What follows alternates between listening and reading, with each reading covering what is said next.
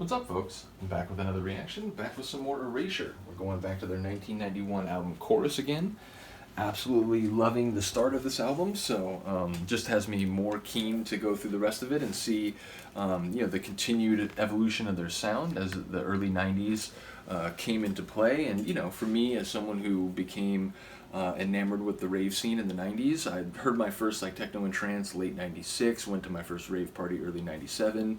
The first stuff I heard was Goa Trance, but my older brother is the one who introduced me to both Goa Trance and parties, and I remember asking him after I'd been listening for a month or two, hey, what's that sound in a lot of the tracks? He's like, oh, that's acid, there's whole genres, acid techno, acid trance. So for me, an album that is sort of a little more infused with 90s electronica in one way or another, it's always going to be very interesting to me because it speaks very closely to my own musical experience. And I mentioned it before when I first started doing reactions to Depeche Mode tunes, and I think a few times in more recent reactions, but part of the reason I think I fell in love with trance music in particular, maybe techno as well, but in particular trance music, which has electronic sonics, kick drums, and acid lines and so on, but also has melody, will even occasionally have vocals, not just a sample, but an actual sung vocal.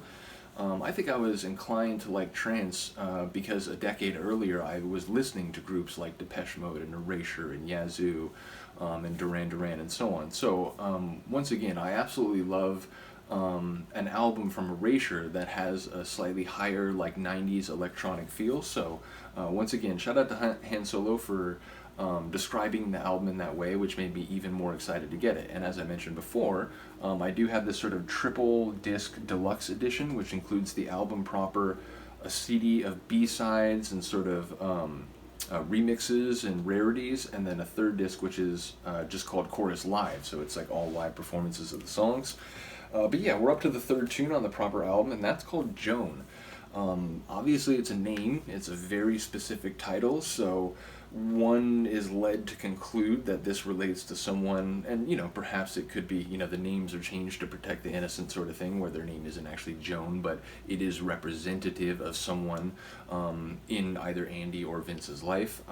It feels like a lot of songs are written by Andy, but presumably there are others that are written by Vince too, so I don't know this one specifically, but yeah, with a name like that, one assumes it relates to a particular woman, and maybe in the way she relates to the narrator, although it's not always about a connection or a relationship via or vis-a-vis the narrator. It can often be an observational song about someone, or a prescriptive song in relation to someone, hey, I really wish you would do this, or so on, but it's not necessarily about the narrator per se. It's about what they think and see and feel in relation to the other person. So who knows, maybe none of that'll be relevant, and maybe Joan is not actually a person, maybe it could be a concept that's sort of personified in that way, but we'll have to see. So this is Joan from their 1991 album by Erasure. Never taste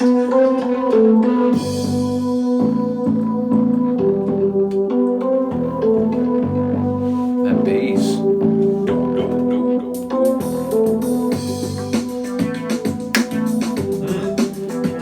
I like it. Maybe a little acid quiver in there.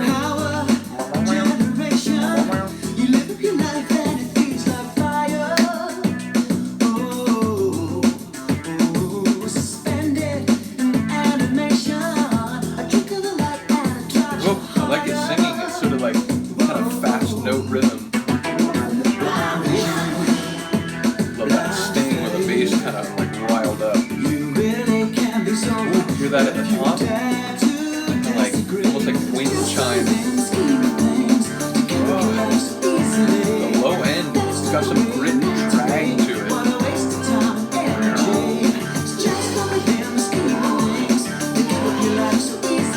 You give up your life so easily. Shit. Might not, be an actual death. It could be you're throwing it away, you're going down the wrong path, you're surrendering to someone else who doesn't have your best interest in mind. I love the way you sing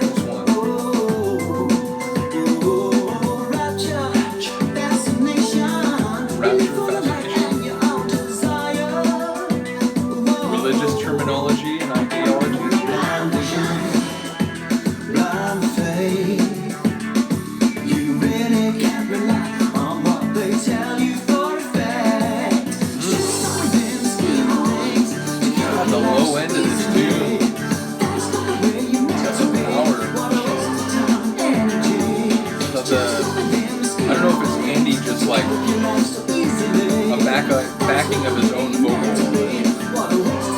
and layering. Yeah. Sort of UFO kind of tractor beam sort of sound. Or like a digibird.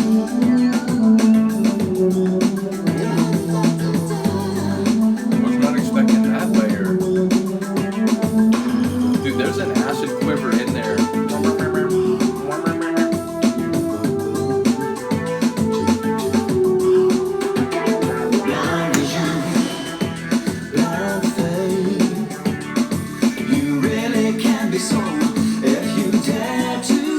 Is it Andy's voice doubled? There was a moment where I thought they were singing in harmony. But maybe it's just Andy's voice layered again. Waste of time and energy. Sounds like he's trying to look out for someone, but like...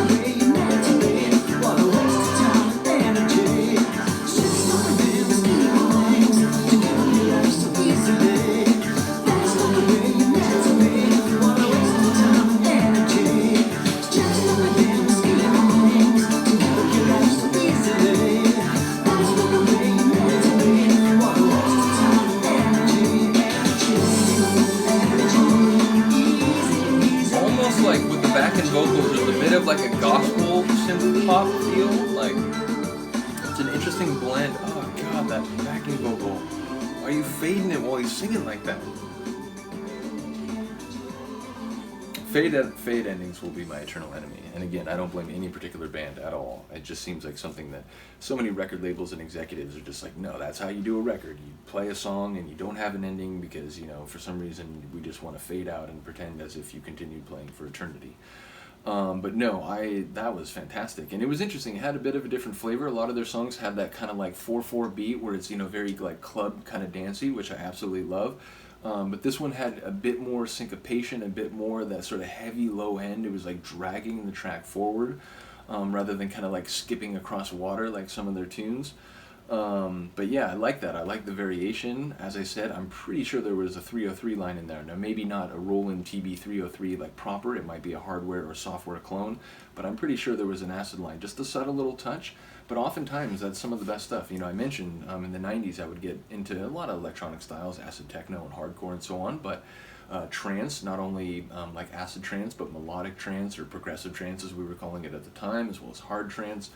And oftentimes, and especially in sort of melodic trance tunes, just a subtle little touch of acid, just a little sort of rhythmic snarl, just a little sort of smooth like gurgle, which sounds like a contradiction in terms, but you listen to acid music long enough and you have to try to find or create a nomenclature to articulate the sonic sort of movements and sort of articulations that you hear. But yeah, just little touches can really take a track to another level just with that little bit of acid accentuation. And I felt like that line, if it was indeed acid, which like I said, I'm fairly certain. I spent many years listening to acid, and sometimes there are like bass patterns, you know, like psytrance, there are a lot of bass patterns where like my brain kind of almost hears it as acid, but I'm aware that maybe it's not. So yeah, but I would bet good money on that being a little like acid wrinkle, whether from a proper like original Roland TB-303 or not. But yeah, big shout out to Erasure, big shout out to Vince and Andy.